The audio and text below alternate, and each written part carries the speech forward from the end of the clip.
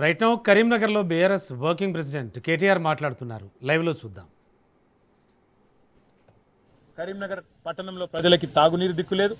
ఈ ఎల్ఎండి మీద ఆధారపడ్డ 8 కాన్స్టిట్యున్సీలకు కూడా మానకొండూరు కావచ్చు, హుస్నాబాద్ కావచ్చు, చొప్పదండి కావచ్చు, హుజూరాబాద్ కావచ్చు, మరి అన్ని నియోజకవర్గాలకు కూడా రేపు తాగునీటి సమస్య కూడా తొందరలోనే రాబోతా ఉన్నది.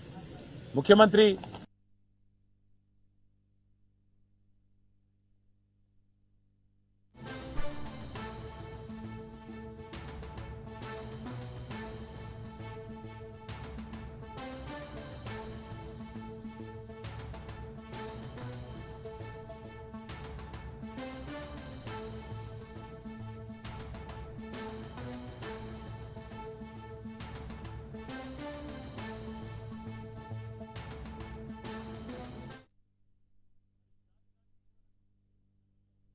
విశేషమైన అనుభవం పరిజ్ఞానం కలిగిన వాళ్ళు చెప్తా ఉన్నారు, మీరు బ్రహ్మాండంగా నడిపించవచ్చు అని చెప్తున్నారు.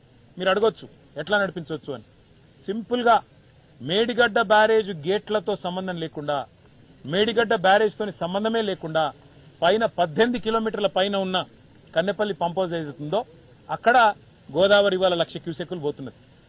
2 పంపులు ఆన్ చేస్తే చాలు. అక్కడ కన్నెపల్లి దగ్గర పంప్ హౌస్ ఆన్ చేయాలంటే ఒకటే చిన్న కండిషన్ ఉన్నది. కండిషన్ ఏంది? 93.5 మీటర్ల మీదికెళ్లి గోదావరి పారితే మీరు పంపులు ఆన్ చేయొచ్చు. ఇవాళ అక్కడ 97 మీటర్ల మీదికెళ్లి పారకం ఉన్నది.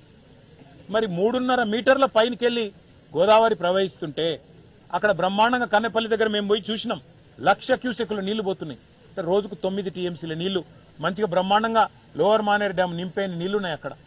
ఆ నీళ్లను నింపకుండా, నీళ్లను ఎత్తిపోయకుండా, పంపులు చాలు చేయకుండా తప్పించుకునే ప్రయత్నం చేస్తున్నది ప్రభుత్వం. మేము చెప్పిందల్లా మన కన్నెపల్లి పోయి కానీ తర్వాత నిన్న మొన్న కానీ ఒకటే ఒక మాట, అయ్యా మేడిగడ్డ బ్యారేజ్తో సంబంధం లేదు, మేడిగడ్డ బ్యారేజ్ని మీరు గేట్లు దించమని మేము అడుగుతలేము, మేడిగడ్డను ముట్టుకో ఇంకేదో చేయమని కూడా మేము చెప్తలేము. మేడిగడ్డకు 18.5 కిలోమీటర్ల పైన ఉన్న కన్నెపల్లి దగ్గర మీరు పంపులాన్ చేస్తే ఆడికెళ్ళి అన్నారం పోతాయి, అన్నారంకెళ్ళి సుందిల్ల పోతాయి. ఆ అన్నారం సుందిల్ల బ్యారేజ్ మీ గవర్నమెంటే, మా గవర్నమెంట్ కాదు. 2024 జూన్లో మీ కాంగ్రెస్ ప్రభుత్వం వచ్చిన తర్వాత గ్రౌటింగ్ పని మీ అధికారులే పూర్తి చేసింది. గ్రౌటింగ్ పూర్తయింది, బ్రహ్మాండంగా నీళ్లు నిల్వ ఉంచవచ్చు. లేదా నీళ్లను వెంటనే ఎల్లంపల్లికి సమాంతరంగా 3 పంప్ హౌజులు కింద చాలు చేస్తే కన్నెపల్లి దగ్గర 3 టీఎంసీల లిఫ్టింగ్ కెపాసిటీ ఉంది.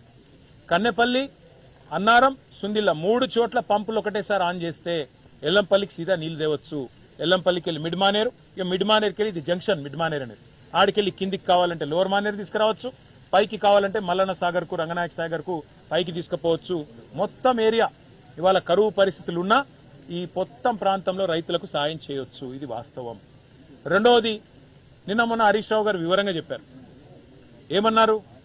ఇవాళ శ్రీపాద ఎల్లంపల్లి మీద, ఎల్లంపల్లి ప్రాజెక్టులో కూడా నీళ్లు లేవు, ఆడ కూడా 4-5 టీఎంసీలే ఉన్నాయి. మీరు అక్కడికన్నా నీళ్లు లిఫ్ట్ చేయకపోతే ఇంకొక పెద్ద ప్రమాదం ఉంది. సాగునీరు పోనీ, మీకు సాగునీరు అంటే పట్టి లేదు, రైతులంటే ప్రేమ లేదు. మళ్ళీ రైతులు పంటలు పండిస్తే యూరియా ఇయ్యాలి, నీళ్ళు ఇస్తే యూరియా ఇయ్యాలి, మళ్ళీ పంట పండితే పంట కొనాలి, పంట కొంటే మద్దతు ధర ఇవ్వాలి, మద్దతు ధర ఇస్తే మళ్ళీ తర్వాత బోనస్ ఇవ్వాలి. ఈ బాధ అంతా ఎందుకు ఎగ్గొడదామని నువ్వు అనుకుంటున్నావేమో, రైతులు ఆల్రెడీ అర్థమైంది. పోనీ ఎల్లంపల్లికి కనీసం నీళ్లు కనుక నువ్వు తేకపోతే రేపు జరిగేది ఏంటంటే హైదరాబాద్ మహానగరం కూడా ఎండిపోతుంది. హైదరాబాద్ నగరం యొక్క తాగునీటి అవసరాలు కూడా ఎల్లంపల్లి ప్రాజెక్టు మీద ఆధారపడి ఉన్నాయి. ఆ ఎల్లంపల్లి ప్రాజెక్టుకు మీరు కనుక నీళ్లు పంపు చేయకపోతే అన్నారం నుంచి, కన్నెపల్లి నుంచి డెఫినెట్ గా హైదరాబాద్ లో కూడా సివియర్ డ్రింకింగ్ వాటర్ క్రైసిస్ రాబోతా ఉన్నది. ట్యాంకర్లు ఇప్పటికే 15,000 ట్యాంకర్లు బుక్ అవుతున్నాయి హైదరాబాద్ లో. మరి ఇంకా పెరిగే ప్రమాదం ఉంది, ఇంకా తాగునీటికి అల్లాడిపోయే ప్రమాదం ఉంది.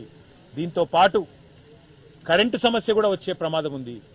ఎందుకంటే 2 విద్యుత్ ఉత్పత్తి కేంద్రాలు, ఎన్టీపీసీది కానీ అట్లాగే పక్కనే ఉన్న జైపూర్ కానీ, రెండిటికి కూడా మళ్ళీ